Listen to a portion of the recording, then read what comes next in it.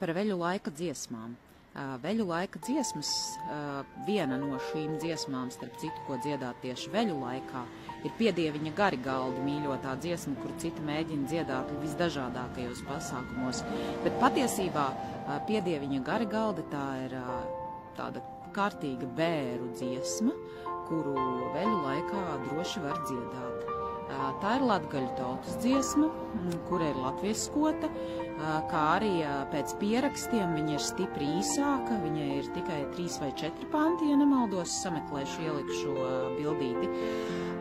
Pārējie panti, kas ir jau garās dziesmas izveidošanā, ir pielikti klāt. Tās ir tautas dziesma, 4 rindas, bet viņas ir pieliktas jau.